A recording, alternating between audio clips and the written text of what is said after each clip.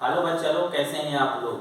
तो बच्चे, अभी मैं आप लोगों को ऑफलाइन और ऑनलाइन क्लास में सीपीआर का जो मैंने थियरी पोर्शन है पढ़ा दिया है आप सबको। और इस वीडियो में बच्चे हम आप लोगों को सीपीआर कैसे देते हैं प्रैक्टिकली समझाने की कोशिश करेंगे।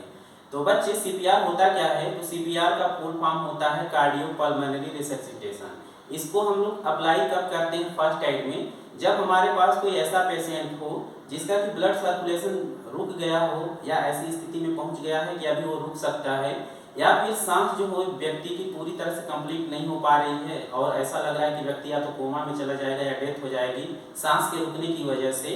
उस केस में हम लोग सीपीआर देते हैं। सीपीआर देने के तरीके क्या है बच्चे, हम इसको स्टेप बाय स्टेप सीखेंगे। मान लीजिए कि मेरे पास एक पेशेंट है, अगर बाइक से कहीं जा रहा था बिना हेलमेट के और गिर गया है, और मुझे इसकी हालत देख करके ऐसा लग रहा है कि अब इसकी सांसें रुक रही हैं, और मुझे अगर इसको जल्दी से अगर इसकी सांसें कंप्लीट सर्कुलेट नहीं की गई तो हो सकता है कि एक पेशेंट डेथ कर जाए। तो इस सिचुएशन में हम सीपीआर देते हैं बच्चे। तो सीपीआर देने के दौरान हमें कुछ बातों का ध्यान रखना होता है जो हम आपको बताएंगे। आप लोग थोड़ा देखिएगा कि सीपीआर देने से पहले हम ये ध्यान देंगे कि जो हमारा पेशेंट है वो हार्ड सरफेस पे लेटा हो, वो भी पीठ के बल। तो ये हार्ड सरफेस है और इस पे पेशेंट लेटा हुआ है। अब हम क्या करेंगे बच्चे कि हम इसके पास पहले घुटने के बगल ऐसे बैठ जाएंगे, और घुटने के बगल बैठने के बाद जो हमारे पैर में थोड़ा सा हम गैप लेंगे ताकि कि अपना संतुलन बना पाएं। अगर चिपका के बैठेंगे तो संतुलन खो सकते हैं सीपीआर देने के दौरान। तो अब क्या करेंगे बच्चे, पहला हम काम करेंगे, पेशेंट को हम लोग एबीपीयू टेक्निक के माध्यम से चेक करेंगे। क्या होती है टेक्निक, मैं आप सबको पढ़ा चुका हूँ। इसमें हम लोग अलर्ट हो जाते हैं, फिर उसको हम लोग वॉइस लगाते हैं पेशेंट को।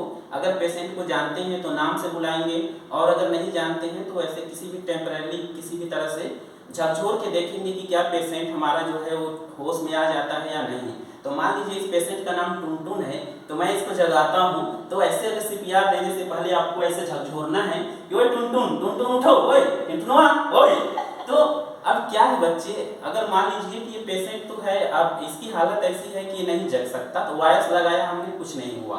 अब इसके बाद हमने झकझोरा भी, कुछ नहीं हुआ, तो हल्का चिकोटी काट लेंगे इसको। ठीक है, चिकोटी आप जानते हैं, चींटी काटना भी बोलते हैं बहुत जगह। तो हल्का काटेंगे, ये नहीं कि निचोड़ लें, बस हल्का काटेंगे ताकि इसको अगर सामान जिंदा हो तो इसको पता चले और ये जग जाए। तो चिकोटी काट लेंगे। अगर हो सकता है उस पर भी अगर ये बच्चे रिस्पॉन्स नहीं देता है तो हम सीपीआर देने की प्रोसीजर स्टार्ट करते हैं। जैसे क्या होगा बच्चे, अब क्या करेंगे, जो पेशेंट है तो पेशेंट को सीपीआर में हम लोग करते क्या हैं कि ये जो इसका चेस्ट है बच्चे, अब आप सबको पता है कि जो ब्लड होता है, जो हमारा हार्ट होता है वो पंप करता है और वहीं से पूरा ब्लड जो है बॉडी में फैलता है।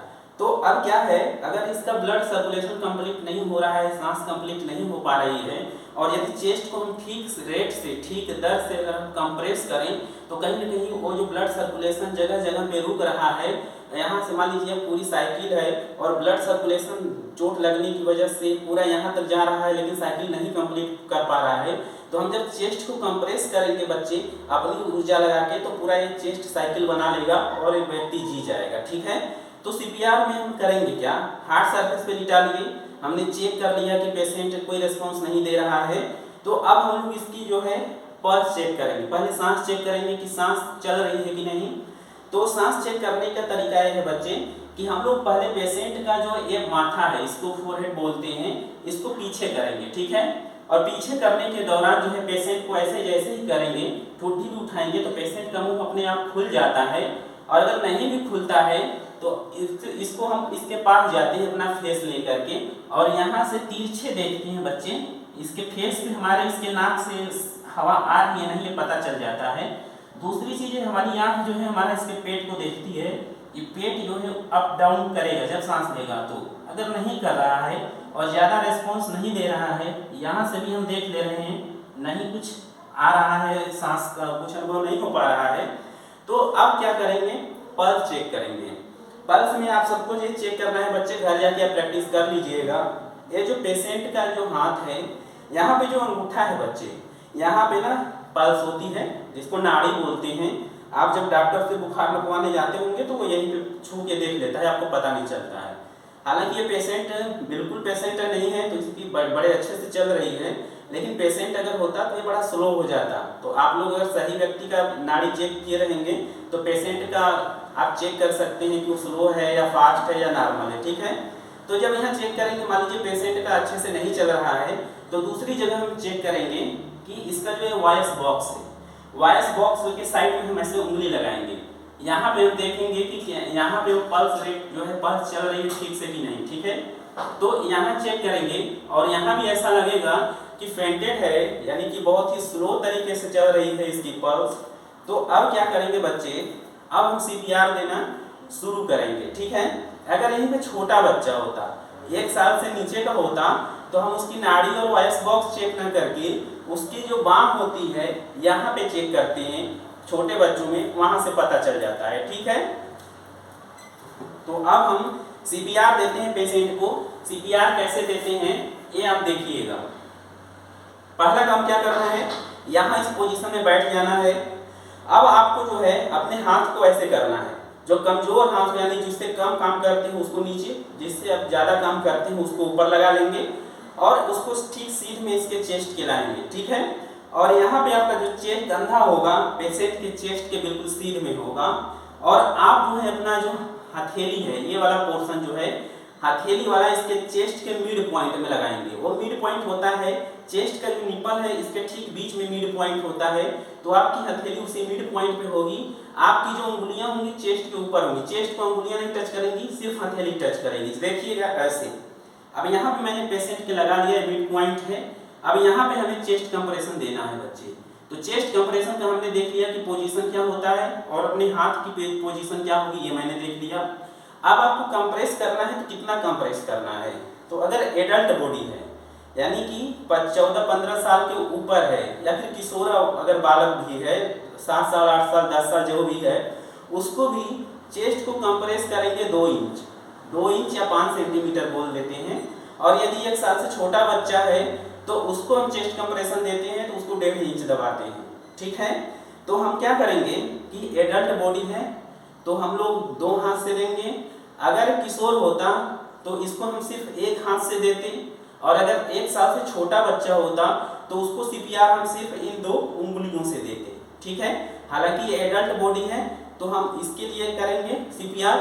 तो इस पूरे दोनों हाथों को ऐसे क्लैंप करेंगे और हम लोग चेस्ट पे यहाँ मिड पॉइंट पे लगाएंगे और 2 इंच जो है नीचे को हम दबाएंगे, ऐसे दबाएंगे, फिर 2 इंच ऊपर आने देंगे, फिर दबाएंगे, फिर 2 इंच ऊपर आने देंगे, ठीक है। हाथ मेरा टेढ़ा नहीं होगा, देखिए यहाँ दबाएंगे बॉडी के साथ ऊपर आएगा, ऐसे छोड़ेंगे, ठीक है। ये तो हो गई पोजीशन क्या है चेस्ट की, कितना हम कंप्रेस करेंगे, हाथ की पोजीशन क्या होगी। अगला चीज ध्यान रखना है बच्चे कि जो हमारा रेट है कि मतलब हम कितना दें सीपीआर, ये जरूरी है।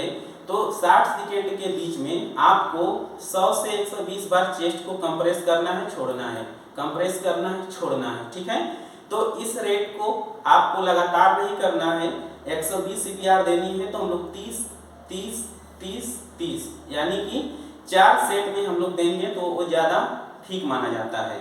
अब हम आपको सिखा रहे हैं ऐसे ऐसे करने के बाद क्या है, देखिए 1 2 3 4 5 6 7 8 25 29 30 30 जब हो जाता है उसके बाद हम लोग क्या करेंगे, एक चीज और करते हैं।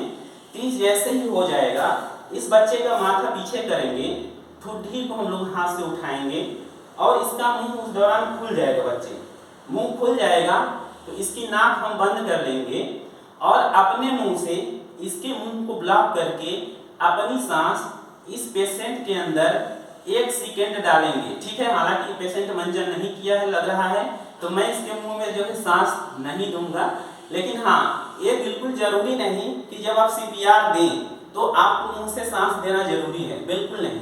आप हो सकता है कि जो मुंह से सांस देने वाली प्रक्रिया है उससे आप छोड़ सकते हैं, क्योंकि बहुत बार जब एक्सीडेंट वगैरह होता है तो मुंह से ब्लड वगैरह आ जाता है या फिर कोई लार जैसी चीज या लिक्विड आ जाता है, यानी कि अगर सिचुएशन ना हो देने की तो आप बिल्कुल भी मुंह से सांस ना दें, आप सिर्फ और सिर्फ चेस्ट कंप्रेशन कर सकते हैं, ठीक है।